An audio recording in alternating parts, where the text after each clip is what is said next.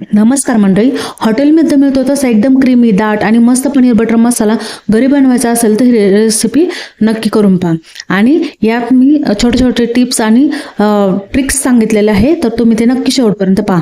या ठिकाणी मी घेतला कांदा, टोमॅटो, हिरवी मिरची, आलं, लसूण आणि कोथिंबीर बारीक कट करून घेतले. एका कढईमध्ये घेतले मी 1 चमचा तेल.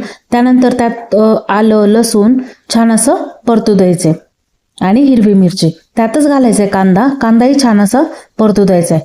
त्यातच घालायचं टोमॅटो आणि कोथिंबीर, मस्त असं छान परतू द्यायचे. लवकर परतण्यासाठी त्यावर मीठ ऍड करायचे आणि छान असं परतू द्यायचे. आता या ठिकाणी मी घेतलं आहे ड्राय मसाले. ड्राय मसाल्यामध्ये घेतले मी लाल तिखट, किचन किंग मसाला, धना पावडर आणि इन्स्टंट पनीर ग्रेव्ही मसाला आणि हळद. तर याचा वापर आपण कसा करायचा ते पाहू. आणि ग्रेव्हीला थिकनेस येण्यासाठी मी काजू दुधामध्ये भिजत घातले. छान ग्रेव्ही परतली गेली, त्याची स्मूथ पेस्ट करून घ्यायची. आता पनीरचे छान क्यूब करून घ्यायचे. त्याच्यावर काश्मीरी बेडगी मिरची पावडर, पाव चमचा हळद आणि किचन किंग मसाला छान असा मॅग्नेट करून ठेवू द्यायचा. या ठिकाणी ग्रेव्हीची छान अशी स्मूथ पेस्ट करून घ्यायची आणि त्यात आपण 2 चमचे तेल ऍड केले आणि त्यात काश्मीरी बेडगी मिरची, किचन किंग मसाला, धना पावडर पाव चमचा आणि छान अशी ग्रेव्ही केलेली तीही त्यात ऍड करून छान परतू द्यायचं. आता यासाठी हॉटेलसारखी टेस्ट येण्यासारखी इथं मी इन्स्टंट पनीर ग्रेव्ही मसाला टाकलेला आहे, जवळजवळ 2 ते 3 चमचे. याने खूप छान हॉटेलसारखी सेम टेस्ट लागते आपल्या भाजीला.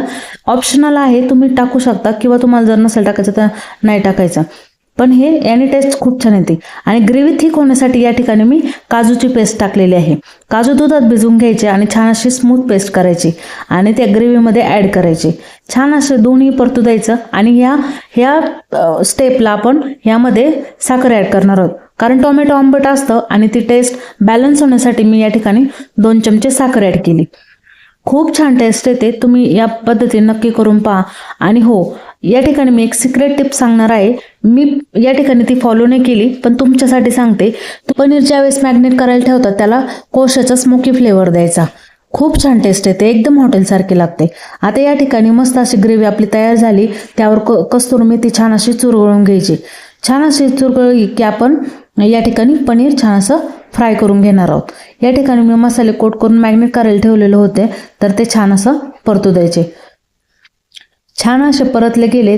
दुसऱ्या गॅसवर भाजी छान उकळते, हे छान परतू द्यायचं आणि सगळं असं मिक्स करून घ्यायचं.